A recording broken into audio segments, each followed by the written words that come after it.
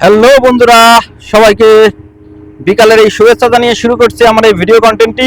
আমরা এখন চলে আসছি সেই চর অঞ্চল এরিয়া। এটা হচ্ছে আলিয়াবাদের ভিতর, না এটা চর হোসেনপুর এরিয়ার ভিতর। ওই যে ঘাট, ওই ঘাট থেকে মানুষ চরের উপরে বসতি করছে, ঘাট দিয়ে মানুষ যাতায়াত করে। আপনারা দেখতে থাকুন আমার এই ভিডিওটি, ভালো লাগবে। লাইক কমেন্ট শেয়ার করবেন, পাশে থাকবেন বন্ধুরা। ধন্যবাদ বন্ধুরা।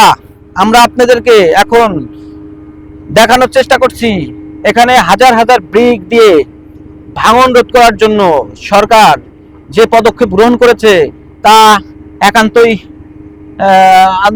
কাম্য, এবং সরকারকে আন্তরিকভাবে ধন্যবাদ জানাই। যে দেখতে থাকুন বন্ধুরা ভিডিওটি, লাইক কমেন্ট শেয়ার করে পাশে থাকবেন। দেখুন হাজার হাজার ইট ব্লক, যে ব্লকে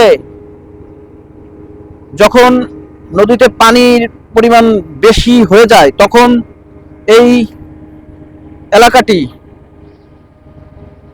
নদীমাতৃক এলাকা, এখানে পানি উঠে যায়, মানুষের ঘর বাড়ি তলিয়ে যায়। সেই এরিয়াতে নিয়ে আসছি আপনাদেরকে। দেখুন বন্ধুরা, লাইক কমেন্ট শেয়ার করে পাশে থাকবেন বন্ধুরা। বন্ধুরা দেখুন আমার ভিডিওটি ভালো লাগলে লাইক কমেন্ট শেয়ার করে পাশে থাকবেন বন্ধুরা।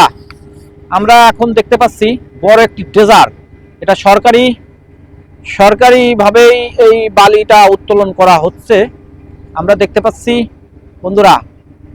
বন্ধুরা দেখেন আমার এই ভিডিওটি, বন্ধুরা লাইক কমেন্ট শেয়ার করে পাশে থাকবেন বন্ধুরা। ভালো লাগলে লাইক কমেন্ট শেয়ার করে অবশ্যই পাশে থাকবেন বন্ধুরা। দেখতে থাকুন আমার এই ভিডিওটি।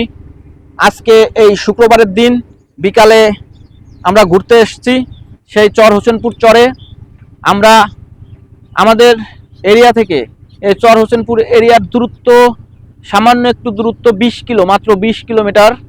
আমরা এই এরিয়াতে আসছি ঘুরতে বন্ধুরা।